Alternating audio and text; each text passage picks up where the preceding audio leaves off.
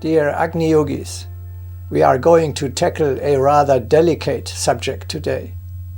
In accordance with the needs of the new world, Agni Yoga offers hints and suggests rules of conduct for all areas of daily life, including, of course, sexuality. As this question has acquired such a vastly exaggerated importance for people of today's time, we cannot help addressing it as well.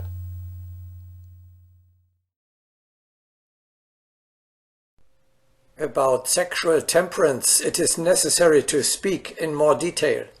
Too much space has been allotted this subject by contemporary thinking.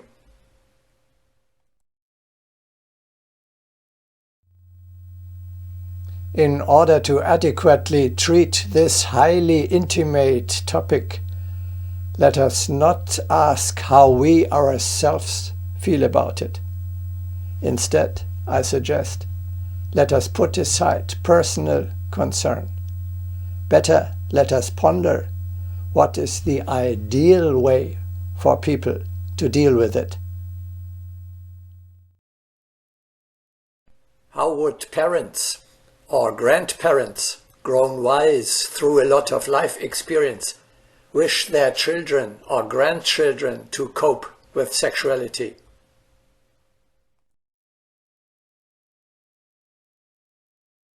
I know how that works, especially in this area. Now we may expect commands and prohibitions that no normal person is able to observe. No, better look at it from a different point of view. What Agni Yoga teaches everywhere applies here as well.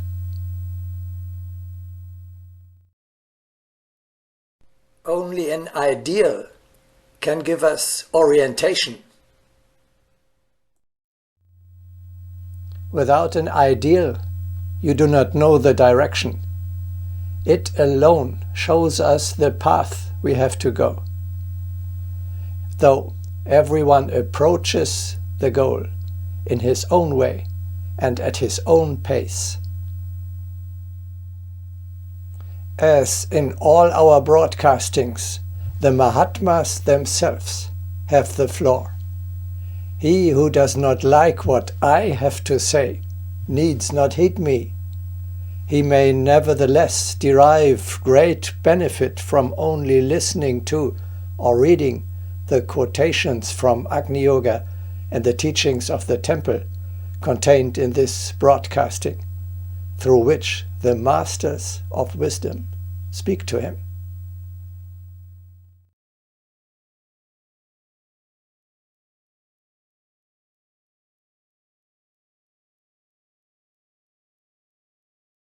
What is the driving force behind sexuality? What brings people to have sexual intercourse? Women like to think love. Unfortunately, it is not that simple. The motor of sexuality is the fact that a young, healthy man produces well over 100 million sperm.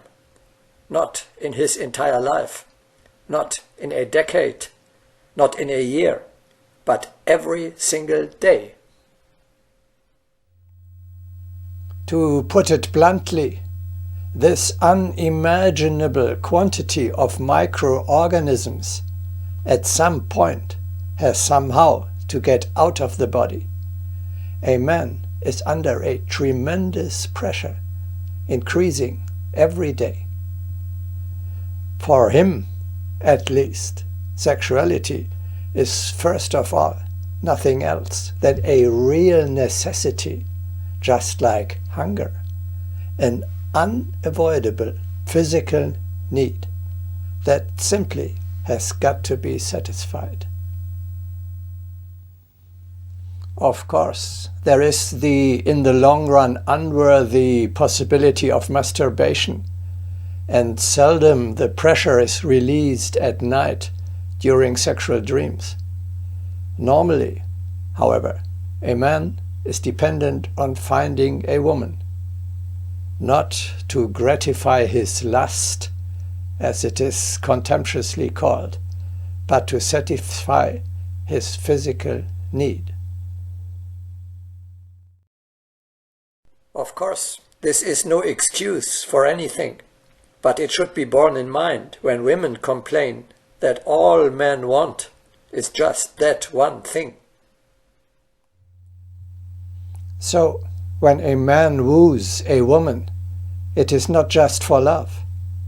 Of course, he experiences that sexuality without love is disgusting and pollutes him. But that in no way does away with the physical necessity.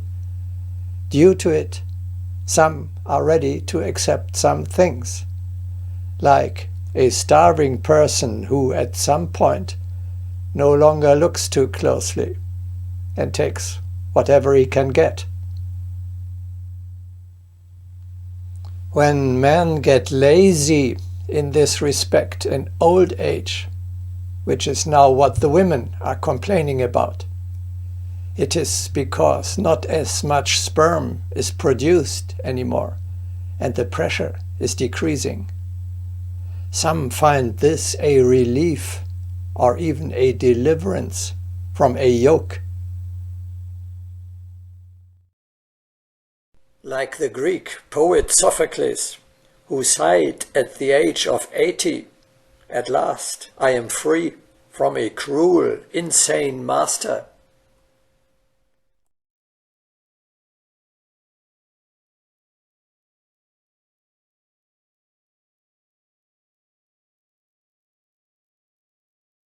Is the coupling of man and woman a sin? No, do not listen to the fanatics. The intercourse is an evolutionary necessity. It has an important function.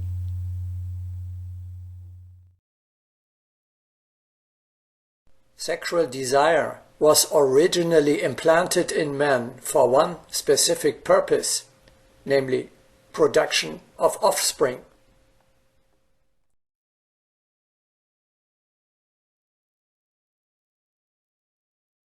From a spiritual point of view, the creation of new life is a sacred act.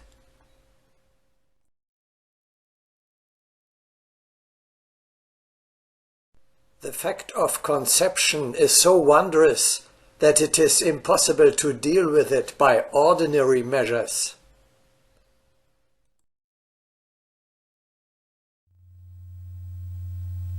If you want to draw to earth high, noble souls, you should perform the act of procreation in a pure and holy manner, like a sacrament, and not under the influence of alcohol or in other unworthy conditions.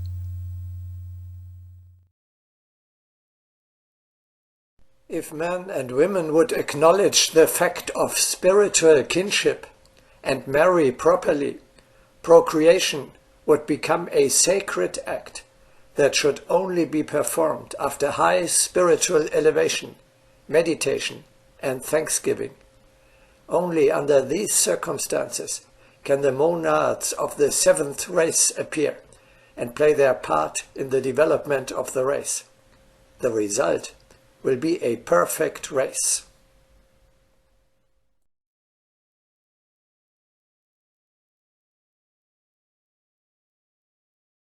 Humanity has never been so greatly poisoned as it is now. People do not want to understand that all kinds of alcoholic drinks, smoking, and so many other poisons decompose the human nature. They do not want to realize that in the midst of such poisoning, they are unable to procreate healthy offspring.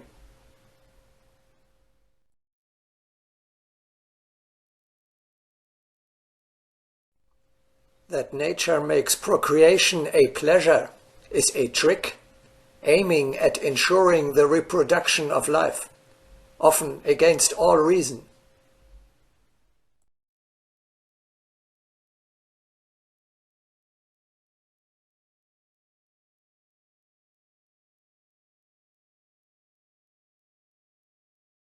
Most people think that sex is, above all, great fun. Sexuality, however, is not for pleasure. Those who exploit it for personal enjoyment misuse this creative force.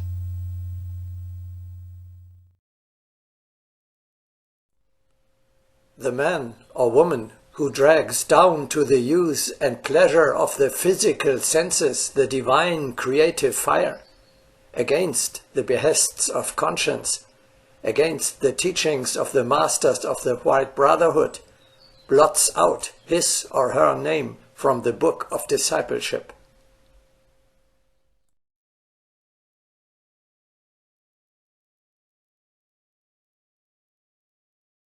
Sensation sought for sensation's ends, even in the guise of love, is but lust, and lust is evil, whatever form it seeks.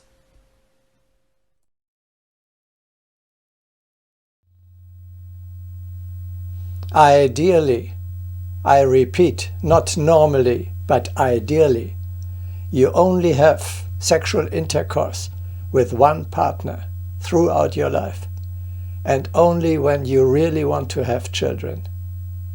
The much praised and wrongly so-called free love has nothing to do with freedom, but is a hostile to the spirit aberration.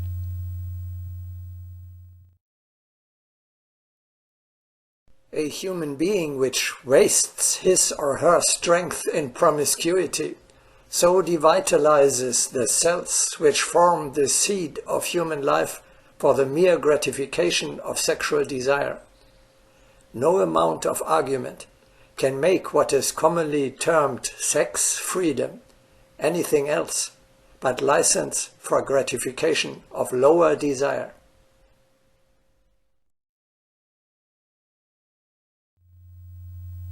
Here is the sin that all religions condemn.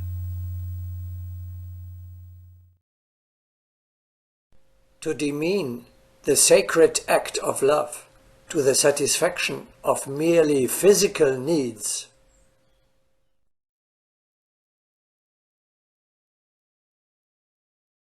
Those who dare to degrade the ideal of divine love by prostituting it to low sense gratification come close to committing the unforgivable sin.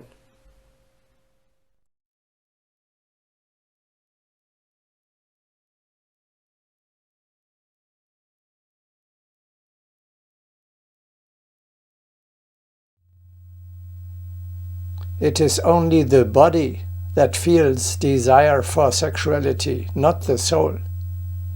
Recognize your true self, your real spiritual being, your eternal individuality is dispassionate and angelic.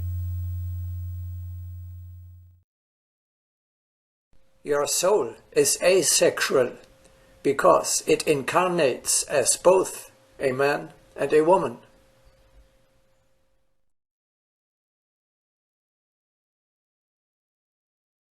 The spirit has no sex. The latter belongs to the realm of forms.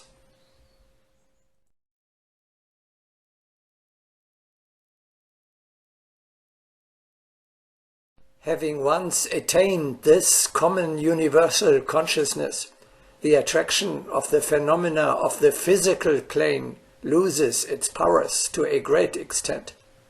The individual soul then knows it is one of the sexless spiritual beings which came from higher spheres to redeem gross matter.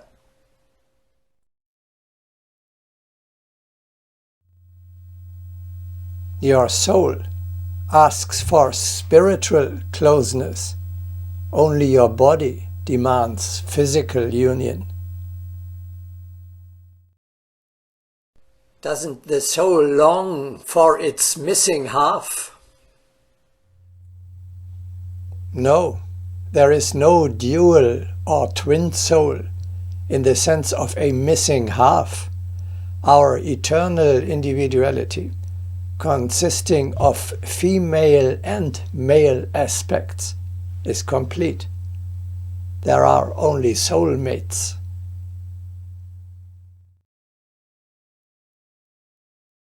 There is no sex in divine soul substance.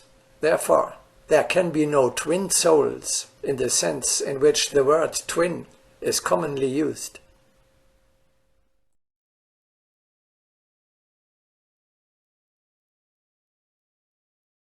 In truth, the missing half is the invisible half of our being. A spiritually awakened person does not look for it outside him with the opposite sex, but within himself.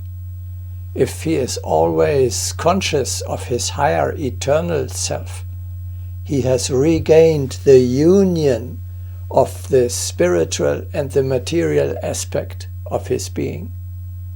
Then the body's sexual desire comes to an end.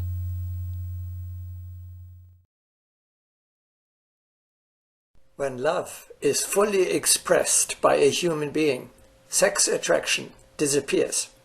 The sexless Lord has no preference for either sex.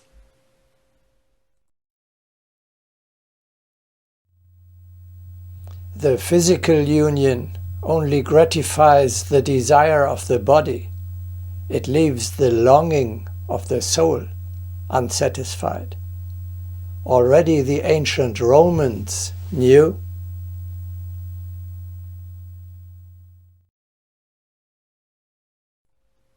post coitum omne animal triste est.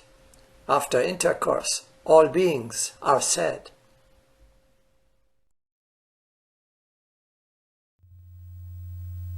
Nature employs the soul's longing for unity to provide for physical reproduction. You should not allow yourself to be misled.